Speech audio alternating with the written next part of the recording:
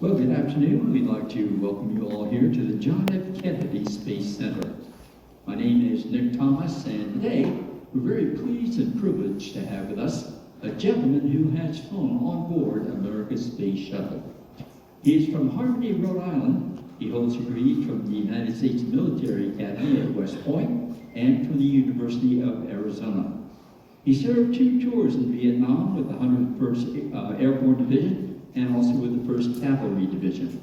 He also attended test pilot school at Patuxent River Naval Air Station in Maryland, and after his selection as an astronaut, he flew in 1985 on STS-61B.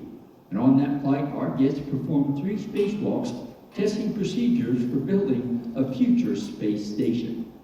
And he is with us today to share his remarkable perspective on all of this history. Ladies and gentlemen, please welcome astronaut Woody Spring.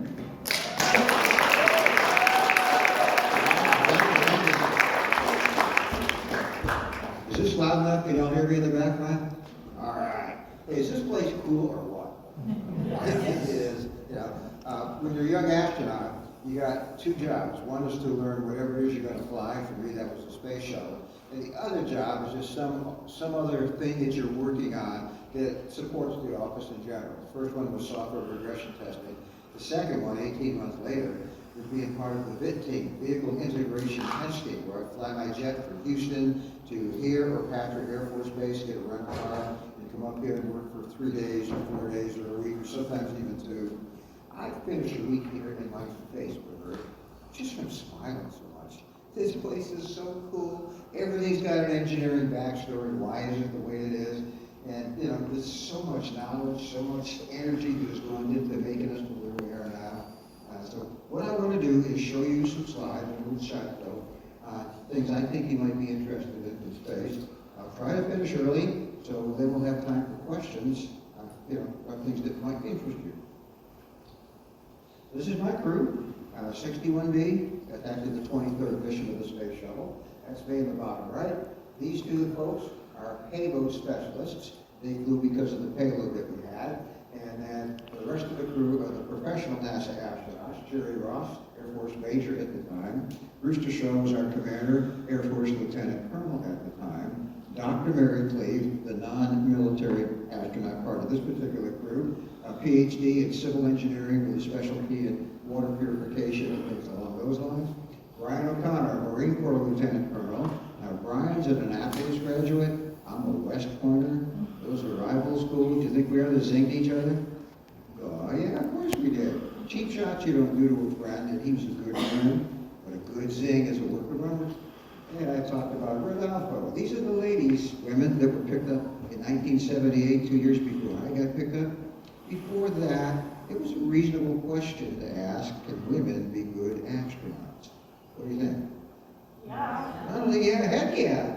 First of all, they're better looking than some of these dudes I got to work with. And they're much more fun to hang around. They got a different way of looking at things, and the combination is an improvement overall. And we've had women be the leader, the commander of the space shuttle, commanding space station. We've got a crew name that's going to be the first cis lunar, the next mission that goes to the moon. Woman's on it, and they will be landing on the moon shortly thereafter.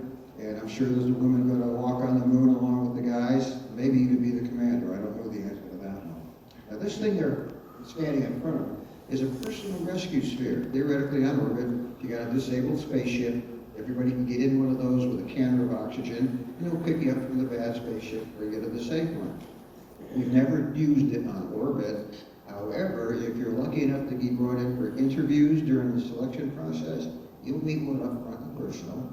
On your schedule, they'll tell you to show up in your gym gear at a certain place, and they'll wire you for sound, stick you in one of these in a dark room on the floor, and leave you alone.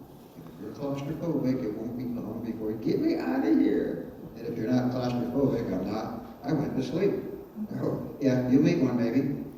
This is Bruce McCandless. You may have seen the movie, what was it, Gravity? Yeah, with, flying one of these things, like a bozo, George Clooney. You don't do that on orbit. You don't go full speed up to somebody, stop the last second. If the brakes fail, you just don't be dumb like that. But George is trying to prove something there. But we've got this built into the spacesuits that we use on space stations now. We go around the Earth every hour and a half. Our orbital velocity is 17,500 miles an hour.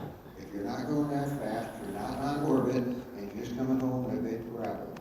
But at that speed, you go around the Earth every hour and a half. Every 45 minutes, you get a beautiful sunrise. As good as the best one you've ever seen on Earth. At 45 minutes later, you're going to see a beautiful sunset. No clouds in your way, no mountains, no anything. Wow, they're gorgeous. So that's a sunrise, and you get to see them every day, every hour and a half. It's a historic picture.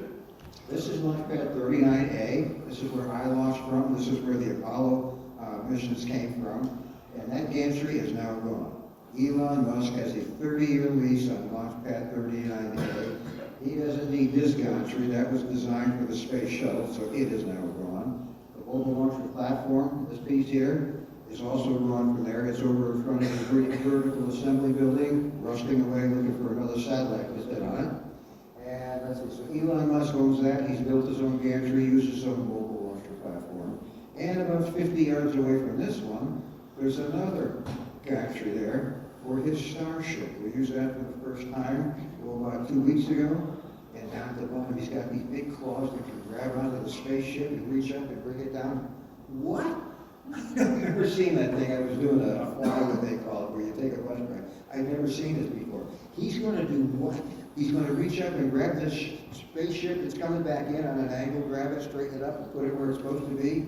Yep. And then I watched TV in amazement as he did it. That guy's amazing when he's at it. So, yeah, there's two of them getting ready to go. And that water tower is very important.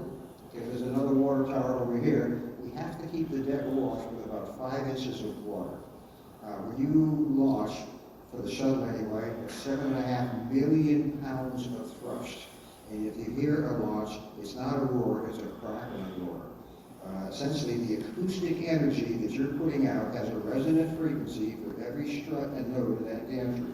If you don't isolate that energy from that gantry, you'll tear it apart.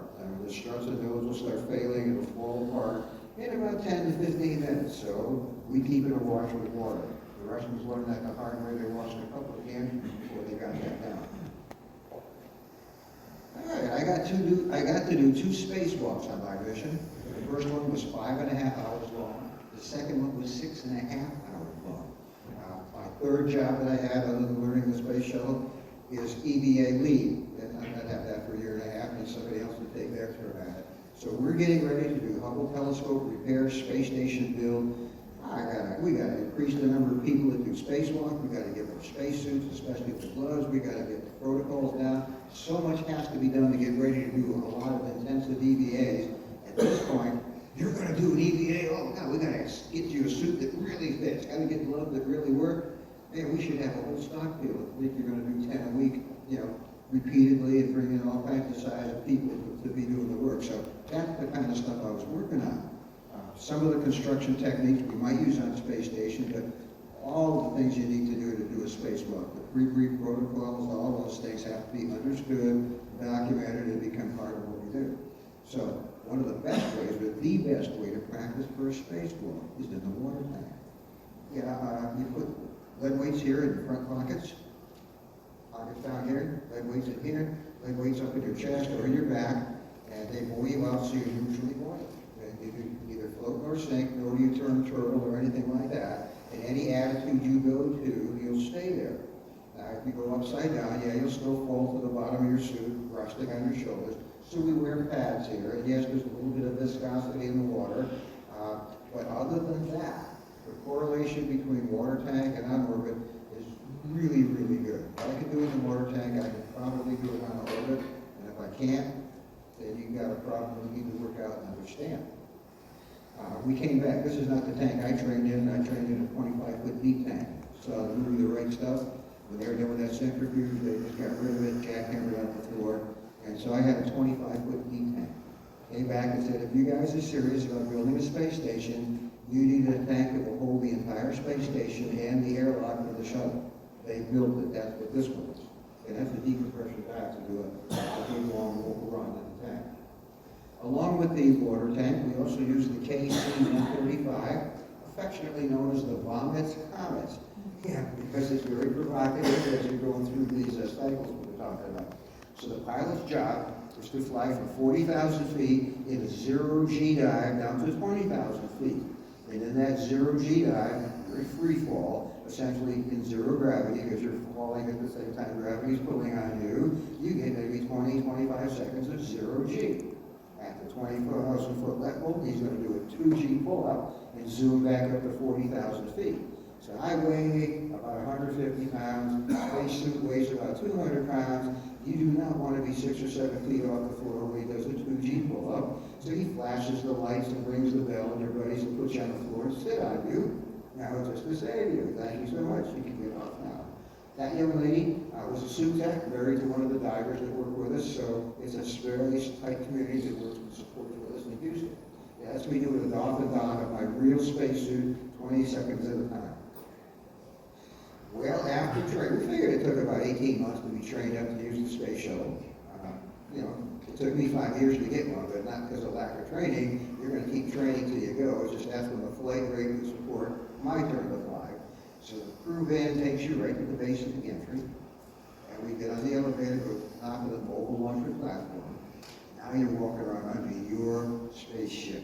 This is cool. If you go on and see Atlantis, you see the size of those things. Aren't they huge? That's the real size, and the shuttle hangs on that tank. So I'm walking around underneath this thing, and it's awfully tight.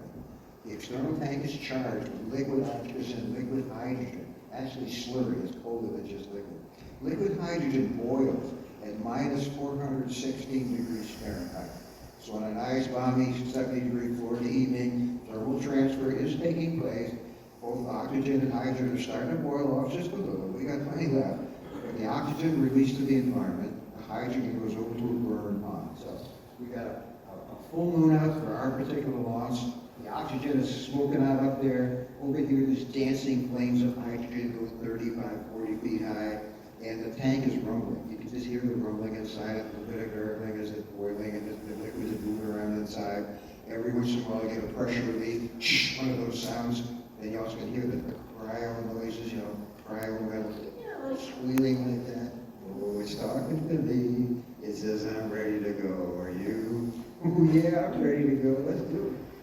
So you get on the elevator and go up here, enjoy the view. What do you tell the kids to do before you take a nice long car ride? Go to the toilet. Good advice for the adults, too. One deck up there was, because that gantry's gone, there was a toilet. No door, it's been burned off. No toilet seat, it's been moved off. And it looks like a plumber kept his blowtorch on the hot and cold water pipes, every color of the rainbow, and bent these huge U-shapes. Oh, this is going to be amazing. You finally come down here about 2 hours before launch. You go through the white room, get your helmets on, get your water wings. Okay, now we put them in pressure suits, or after the Challenger actually, we put them in pressure suits.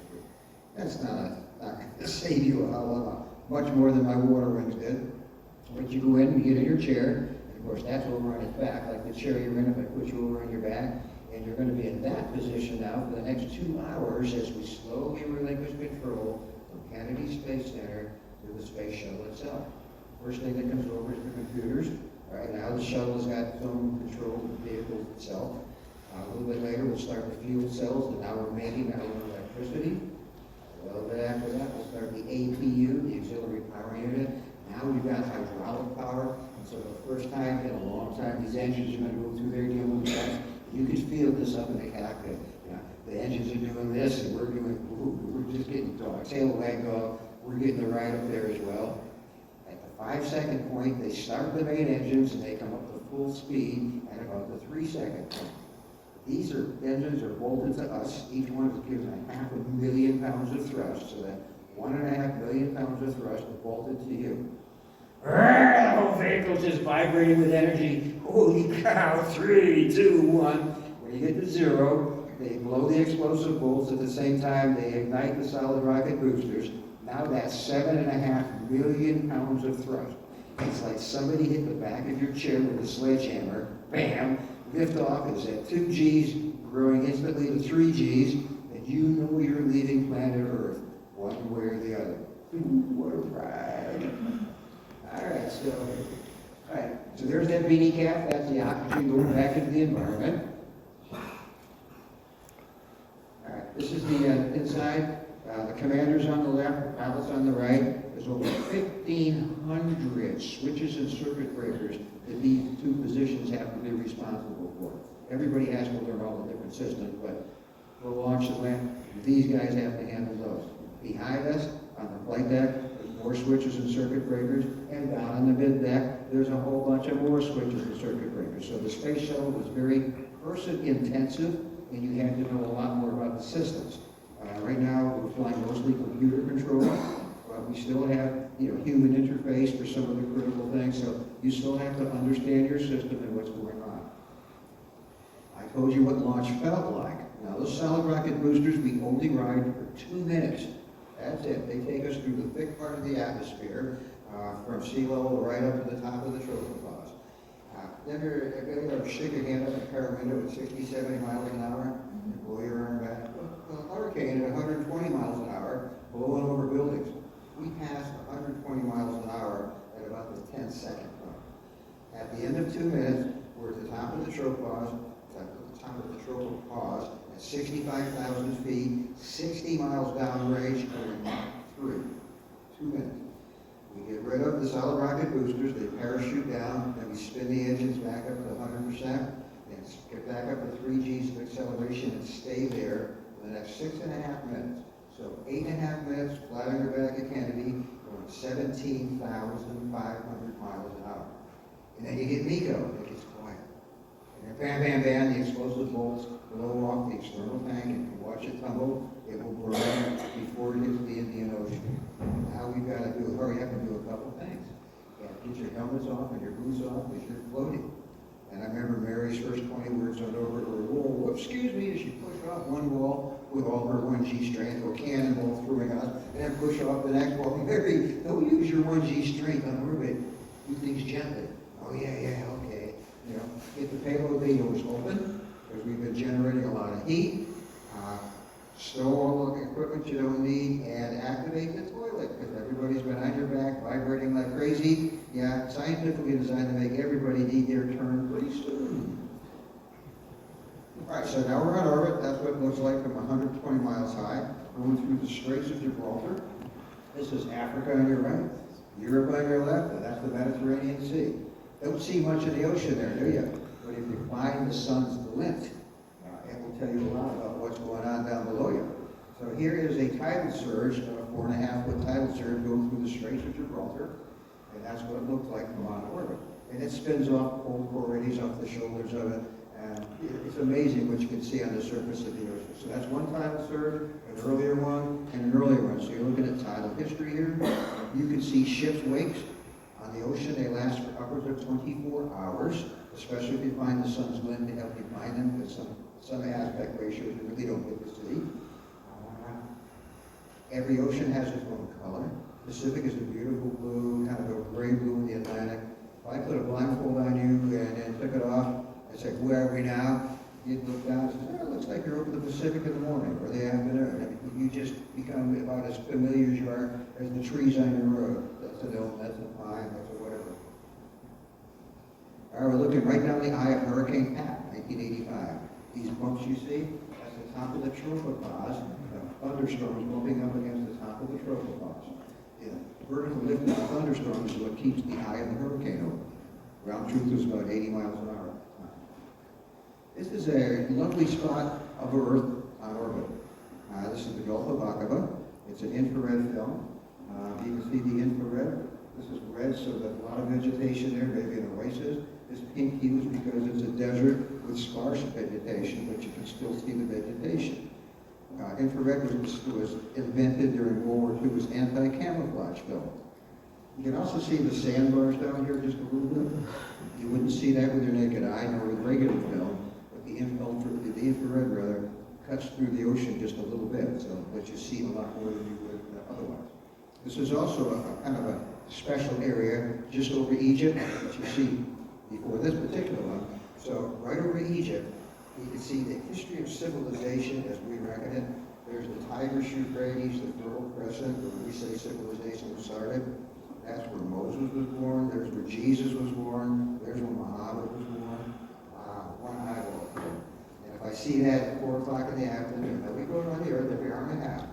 During that hour and a half, the Earth rotates underneath us 1,100 miles at the equator. So if I see this at 4 o'clock in the afternoon, next time I'll see it will be 5:30, next time 7 o'clock. So if I want to see the different sun angles on it, mid-afternoon, evening, the long red rays of the sun and things like that, just come on back to the window about an hour and a half later, plus or minus a bit, and you get to see them. The Himalayas, I missed Everest, it's way the heck up there. I can't tell you the difference between a 28,000 foot peak and a 20,000 foot peak, but you get the long red rays of the sun come in here. Oh my, it stands out like 3D relief. I'm glad I'm not down there. An example of a man-made boundary from space. So this is Tararua National Park in New Zealand. The mountain is Mount Egret, and it's an ancient volcano cone. And the volcano cone is covered, surrounded with a chain link fence. Right? You can see, you can't see the fence itself, but you can see the difference the fence makes on the flora and fauna of the area. The border between the United States and Canada is kind of like this. If you're American, it's the coldest, most miserable we got except Alaska, and so we leave that in boreal forest and don't do much with that. If you're Canadian, that's as good as it gets. So right over the border, we've got these beautiful hay fields and dairy farms, so you don't see the border, but you can see the effect the border makes on how we actually use the landforms down below. So one of my students, I basically gave this to be the luncheon speaker for my classes that I had. Bring your lunch and I'll talk at lunch. One of them said, I was just there a couple weeks ago here. And so that's Mount Doom from Lord of the Rings, and that's inside Tararua National Park. Looks kind of lush, doesn't it? Where are we here? Florida. All right, here's Lake Okeechobee. And this is where I live, over in Stewart. An hour and a half drive up the coast. You come to, that's Cape Canaveral there. This little white dot is Vertical Assembly Building, and I can see the little strip right here. That's the shuttle landing facility, and of course, we're right beside it here in the Visitor Center.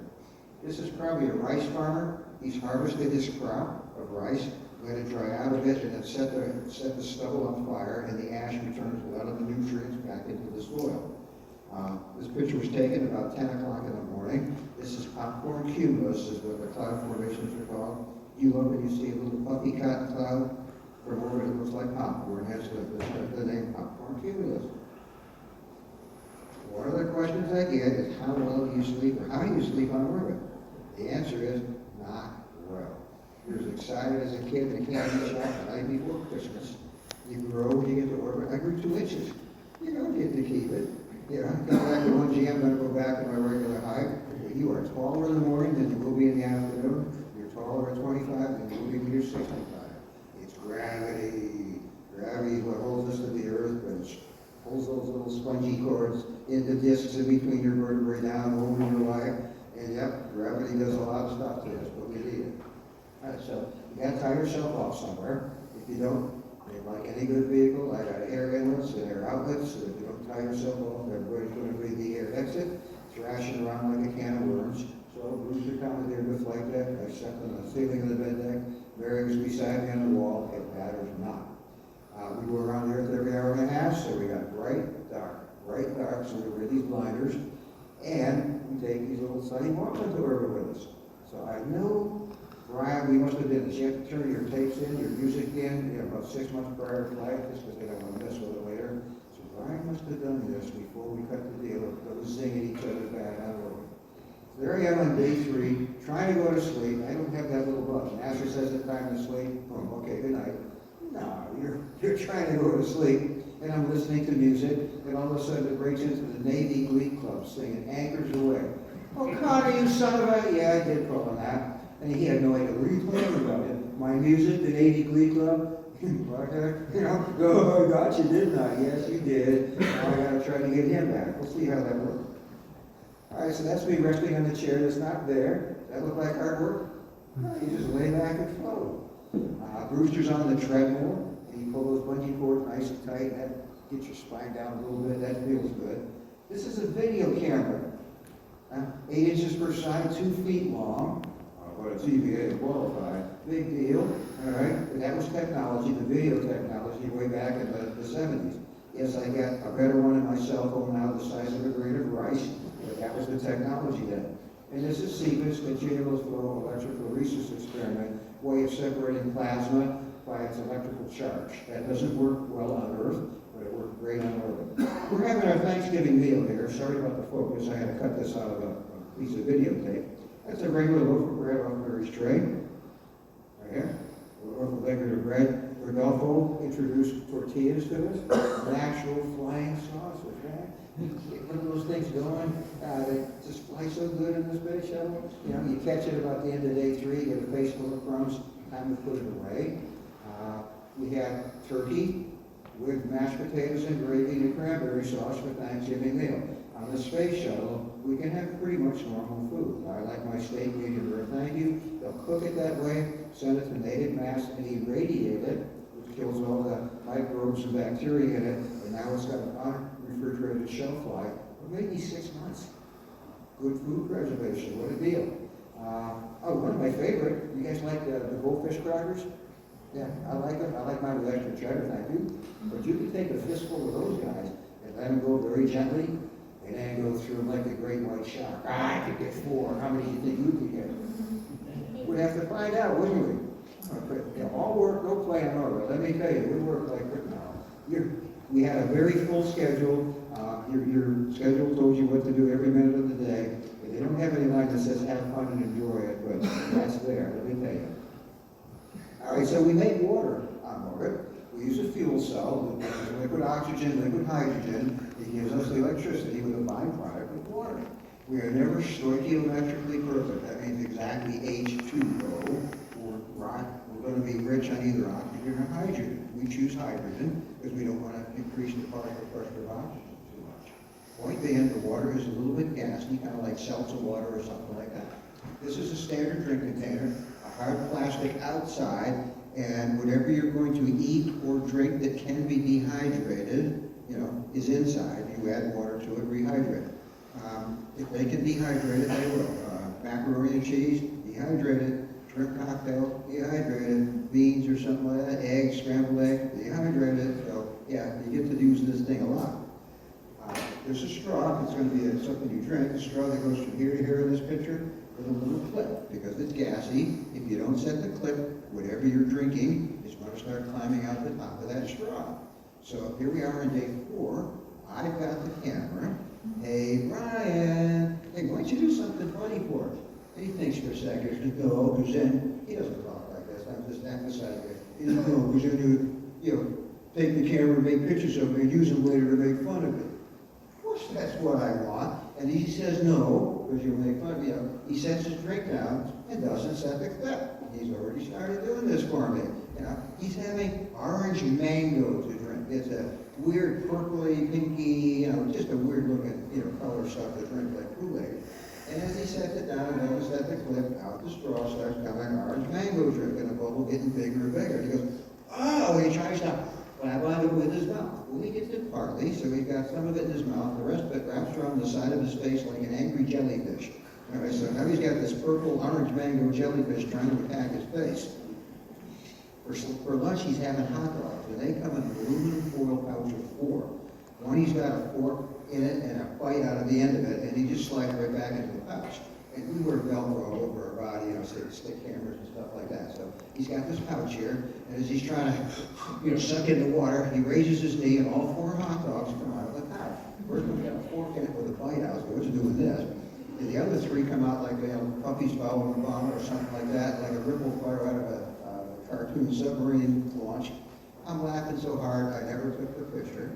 Otherwise, I would be showing you Brian O'Connor being a bozo on orbit. I actually love the guy. Just like making fun of him sometimes.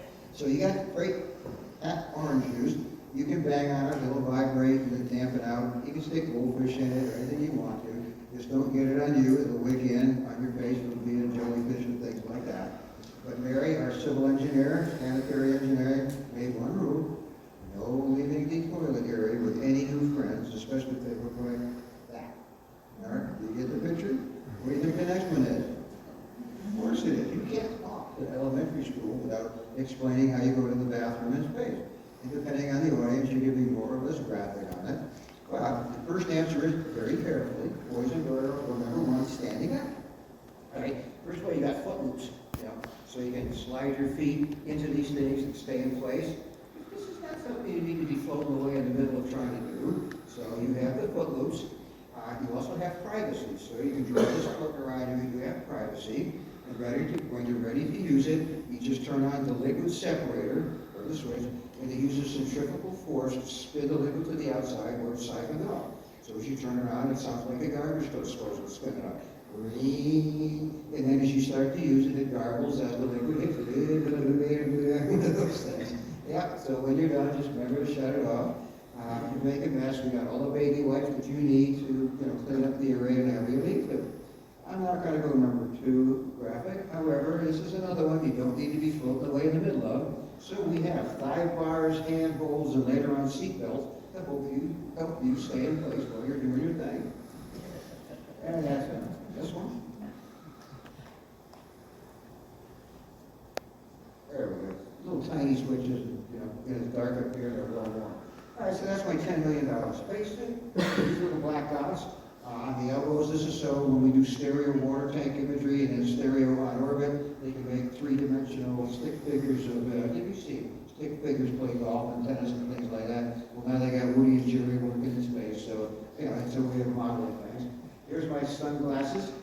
When I sense the sun is coming up, you got to get those down. It takes 16 seconds for a sunrise, by the way, when you're going that fast. I turn my headlights off, and that's probably enough for this particular one. That's just a happy snap. That's a 35mm camera. You got to put a thermal jacket on this stuff. Things don't have heat, and heat transfers on orbit by radiant energy. So when facing deep space, the effective radiant temperature is -300 degrees Fahrenheit. And when you're facing the sun, it's about +300 degrees Fahrenheit. You don't get that instantaneous. It's not like touching a 300-degree plate or something like that. It's the radiant that'll happen. However, if you don't put the thermal jackets on it, the camera will freeze up, the freon in the radiator will freeze, and things like that. So this is me launching my 4th satellite. It's a target satellite. Yes, I'm tethered. There's the tether here. About 50 feet of 1/16 of an inch stainless steel with about a half-pound pull on it. So it doesn't stop you from doing anything, but if you let go, and this is the only thing hanging out here, to very slowly reel you in. This is a gas can, getaway special. If we have extra throw weight, we give this or throw the, sell this really cheaply. This was an experiment that had vapor deposition on metallic substrates for Canada. My job was to turn it on day 1, turn it off on day 6. Self-contained after that. These are high service, ice clouds, and there's an airplane contrail. There we go. So this is one of the experiments we built. These beams are 10 feet long, weigh 60 pounds on Earth, and I told you I my suit weigh about 350 pounds or so. Without foot restraints to work out of, we knew that was done before we went up. But we'd do almost anything to get a spacewalk in. So I have to control myself with one arm, 350 pounds of mass, and torque these beams up into position. And you got to get them at about 3 to 5 degrees, otherwise, they won't connect. You got to have the angle about right. So it's a lot of work. All forearm type of work type of thing. Best way to work on your strength for this is go water skiing. So good guy today. I went skiing many times when I was working for NASA. So we built this. I did it 4 times free floating. Then Jerry took the place. Then we built the other experiment. Again, keep us working for 5.5 hours, so they got good models. This is the other one we built. This is 45 foot tall. Every strut and node in this was handled by hand. It's on a little platform. Did one face a second, the third face raised it 4.5 feet. Do it again. Took us about 20 minutes to build a 45 foot nice rigid structure. On the second spacewalk, they let us manipulate them and put the flag on it. That made the cover of Aviation Week back in 1985. That's the space station early, space station kind of now, over the Straits of Gibraltar. And if we wanted to have a class on space station, who built what does it do, and things like that. One of the important things is this right here. Our partners in space. A lot of these countries would like to have their own space program, but they don't. So So very carefully, very much on purpose. This is not the United States' space station. It's the International Space Station, and these are our partners on it.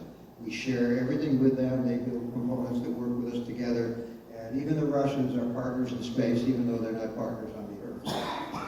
All right, so this is a little timeline. Heavy-than airplane, the Wright brothers flew their airplane for the first time in 1903. We went to the moon and back safely. This is where Woody flew in space, because it's my slideshow. But 6 weeks later, we had the Challenger accident. All right, we finally got a band back to flying. We started Hubble telescope, space station assembly way out in 98, or 88 rather. All right, Columbia was destroyed, and then President Obama canceled all these. But here we are in 2024. It says we're going to go back to the moon in 2025. We're going to be very close. Okay, about a year and a half from now, we'll go cislunar, which means we'll go around the Earth a couple of times and around the moon a couple of times, testing technologies that we've developed and things like that, and then back. And then the next one will land on the moon, and that's going to be cool. And 11 years from now, where are we going? I'll bet we make it. This is cool. There's so much cool stuff happening right now. I almost wish I was young enough to start all over again. I'm not sure I'd be lucky enough to get fit. Now it's your turn. All right, so if you've got a question, please raise your hand. That will come down. I'll offer you to talk into the microphone. Raise your hand.